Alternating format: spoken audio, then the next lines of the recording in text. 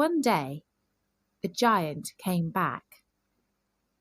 He had been to visit his friend, the Cornish ogre, and had stayed with him for 7 years.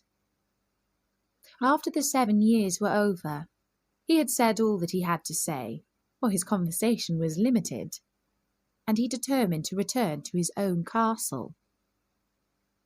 When he arrived, he saw the children playing in the garden. "What are you doing here?"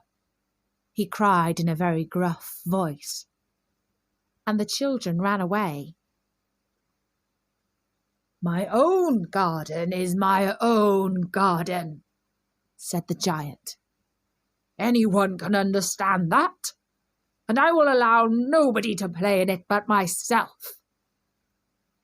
And so he built a high wall all around it and put up a notice board. Trespassers will be prosecuted. He was a very selfish giant. The poor children had nowhere to play. They tried to play on the road, but the road was very dusty and full of hard stones, and they did not like it. They used to wander around the high wall when their lessons were over and talk about the beautiful garden inside. "How happy we were in there," they said to each other. Then the spring came, and all over the country there were little blossoms and little birds. Only in the garden of the selfish giant, it was still winter. The birds did not care to sing in it, as there were no children, and the trees forgot to blossom. Once a beautiful flower put its head out from the grass, but when it saw the notice board, it was so sorry for the children that it slipped back into the ground again and went off to sleep. The only people who were pleased were the snow and the frost. "Spring has forgotten this garden," they cried. "So will we live here all the year round." The snow covered up the grass with a great white cloak, and the frost painted all the trees silver. Then they invited the north wind to stay with them, and he came. He was wrapped in furs, and he roared all about the garden and blew the chimney pots down. "This is a delightful spot," he said. "We must ask the hail on a visit." So the hail came. Every day for 3 hours he rattled on the roof of the castle till he broke most of the slates, and then he ran round and round the garden as fast as he could. He was dressed in grey, and his breath was like ice. "I cannot understand why the spring is so late in coming," said the selfish giant, as he sat at the window and looked out at his cold white garden. "I hope there will be a change in the weather." But the spring never came, nor the summer.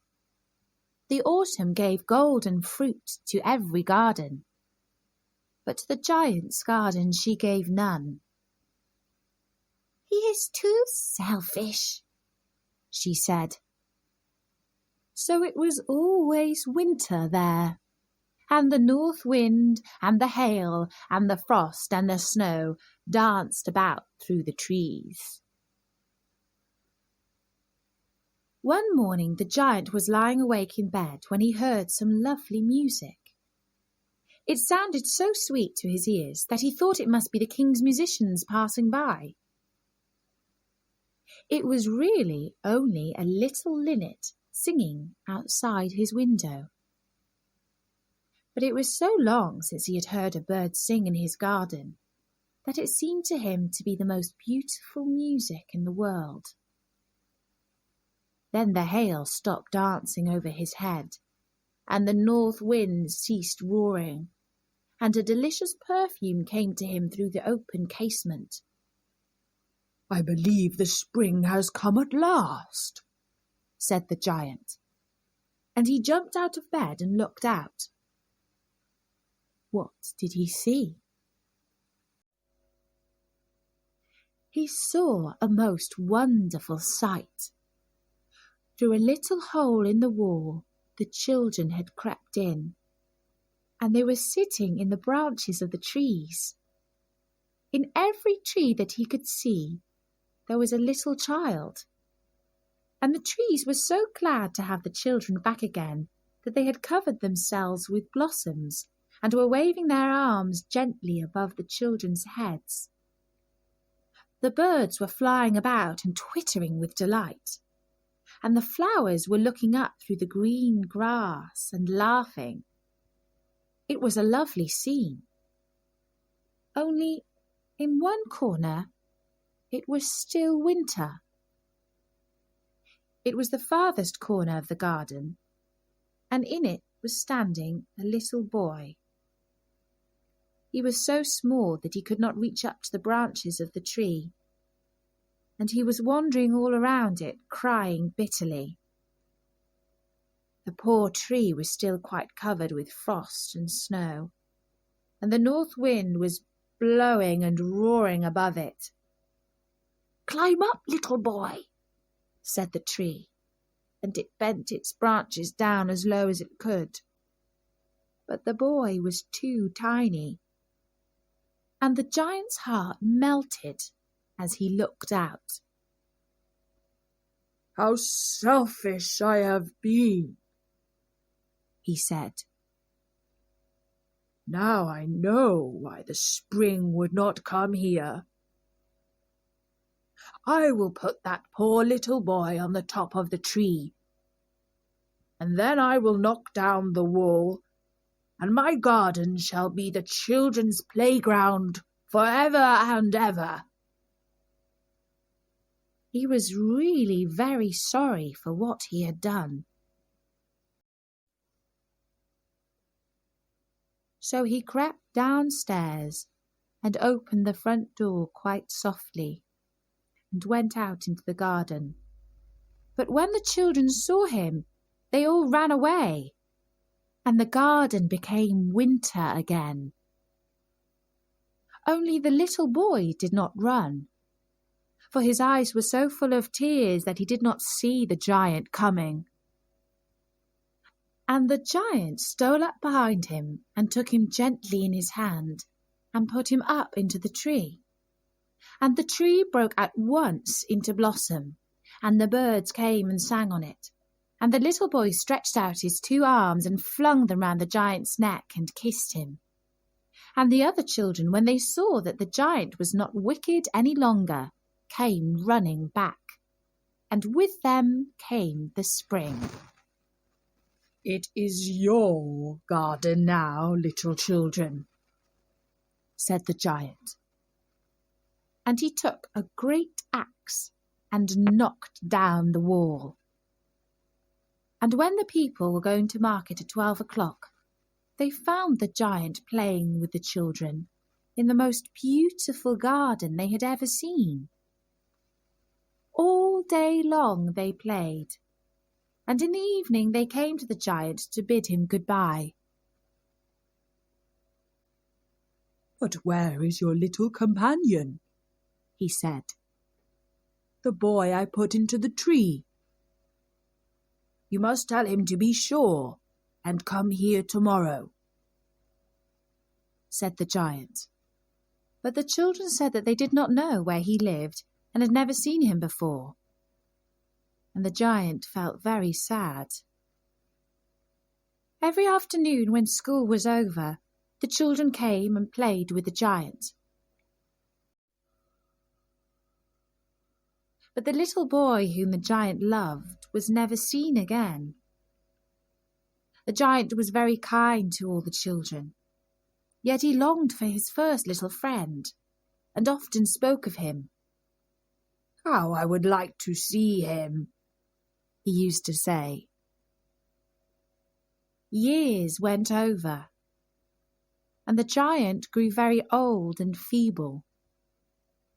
He could not play about any more, so he sat in a huge armchair and watched the children at their games and admired his garden. "I have many beautiful flowers," he said, "but the children are the most beautiful flowers of all." One winter morning, he looked out of his window as he was dressing. He did not hate the winter now, for he knew that it was merely the spring asleep, and that the flowers were resting. Suddenly he rubbed his eyes in wonder, and looked and looked. It certainly was a marvellous sight.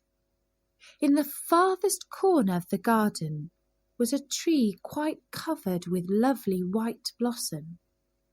Its branches were all golden, and silver fruit hung down from them. And underneath it stood the little boy he had loved.